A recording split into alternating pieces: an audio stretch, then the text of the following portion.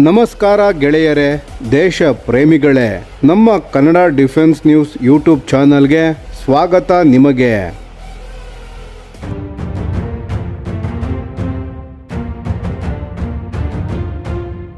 ಭಾರತದ ಆಕಾಶ ರಕ್ಷಣೆ ಇನ್ನಷ್ಟು ಶಕ್ತಿಶಾಲಿಯಾಗ್ತಿದೆ.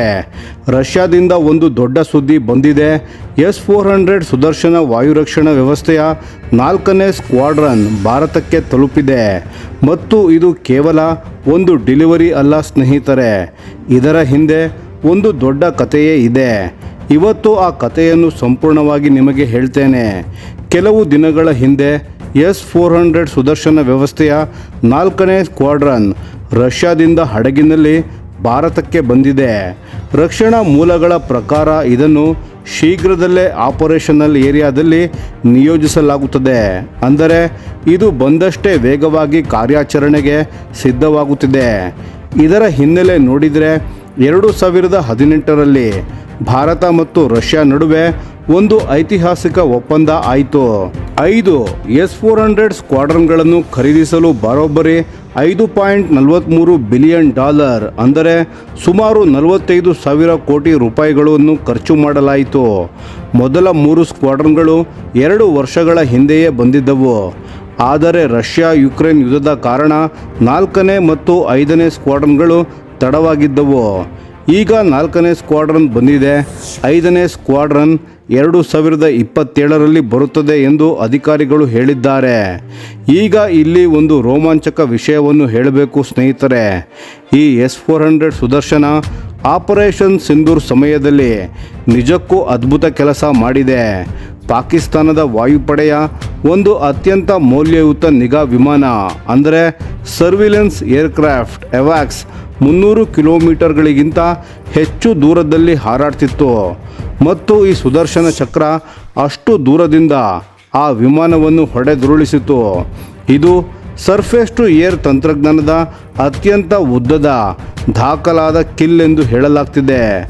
ಭಾರತ ಮಾತ್ರ ಈ ಕ್ಲಬ್ನಲ್ಲಿ ಇದೆ ಮತ್ತು ಇದನ್ನು ರಣರಂಗದಲ್ಲೇ ಸಾಬೀತು ಮಾಡಲಾಯಿತು. ಇನ್ನೊಂದು ದೊಡ್ಡ ವಿಷಯ ಅಂದರೆ ಈ 4ನೇ ಸ್ಕ್ವಾಡ್ರನ್ನಲ್ಲಿ AI ಇನೇಬಲ್ಡ್ ಅಂದರೆ ಕೃತಕ ಬುದ್ಧಿಮತ್ತೆ ಆಧಾರಿತ ಡಿಸಿಷನ್ ಸಪೋರ್ಟ್ ಸಿಸ್ಟಮ್ ಸೇರ್ಪಡೆ ಆಗಿದೆ. ಅದರರ್ಥ ಏನು ಅಂದರೆ ಆಕಾಶದಲ್ಲಿ ಯಾವ ಬೆದರಿಕೆ ಬರುತ್ತಿದೆ, ಅದು ಬ್ಯಾಲಿಸ್ಟಿಕ್ ಮಿಸೈಲ, ಡ್ರೋನ ಅಥವಾ ಕ್ರೂಸ್ ಮಿಸೈಲ ಎಂದು AI ಸ್ವತಃ ಗುರುತಿಸುತ್ತದೆ. ಯಾವ ಗುರಿಯನ್ನು ಮೊದಲು ಹೊಡೆಯಬೇಕು ಎಂದು ಆಪರೇಟರ್ಗೆ ರೆಕಮೆಂಡೇಶನ್ ಕೊಡುತ್ತದೆ. ಆದರೆ ಅಂತಿಮ ನಿರ್ಧಾರ ಯಾವಾಗಲೂ ಮಾನವ ಆಪರೇಟರ್ ಕೈಯಲ್ಲೇ ಇರುತ್ತದೆ. ಇನ್ನು ಮುಂದಿನ ವಿಷಯ ಕೇಳಿದರೆ ನಿಮಗೆ ಇನ್ನಷ್ಟು ಖುಷಿ ಆಗುತ್ತದೆ.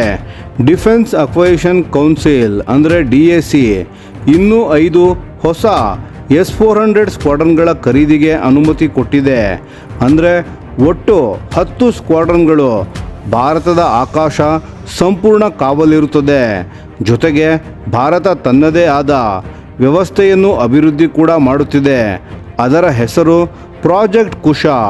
ಸುದರ್ಶನ ಚಕ್ರ ಇನಿಷಿಯೇಟಿವ್ ಅಡಿಯಲ್ಲಿ ಭಾರತ S-400ನಂತೆಯೇ ದೂರದ ಡ್ರೋನ್ಗಳನ್ನು ಹೊಡೆಯಬಲ್ಲ ಸ್ವದೇಶಿ ವ್ಯವಸ್ಥೆಯನ್ನೇ ತಯಾರಿಸುತ್ತಿದೆ.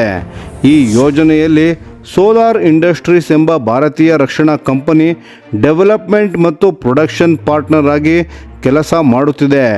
ಸ್ನೇಹಿತರೆ, S-400 ಸುದರ್ಶನ ಕೇವಲ ಒಂದು ಶಸ್ತ್ರಾಸ್ತ್ರ ಅಲ್ಲ, ಇದು ಭಾರತದ ಆಕಾಶ ರಕ್ಷಣೆಯ ಬೆನ್ನೆಲುಬು.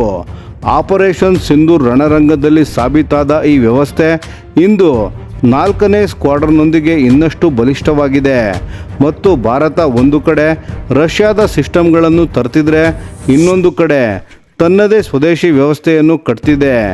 ಇದುವೇ ನಿಜವಾದ ಆತ್ಮನಿರ್ಭರ ಭಾರತ.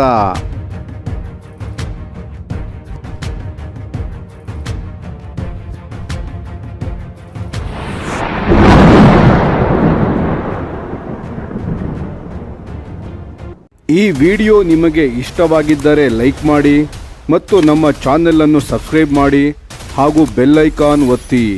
ಯಾವ ಅಪ್ಡೇಟ್ಗೂ ಮಿಸ್ ಆಗಬೇಡಿ. ಡಿಫೆನ್ಸ್ ಸುದ್ದಿಗಳನ್ನು ತ್ವರಿತವಾಗಿ ಪಡೆಯಿರಿ. ನಿಮ್ಮ ಬೆಂಬಲವೇ ನಮ್ಮ ಶಕ್ತಿ. ಭಾರತ ಬಲಿಷ್ಠವಾಗಲಿ ಎಂದು ಆಶಿಸುತ್ತಾ ಭಾರತ ಮಾತೆಗೆ ಜೈ. ಧನ್ಯವಾದಗಳು.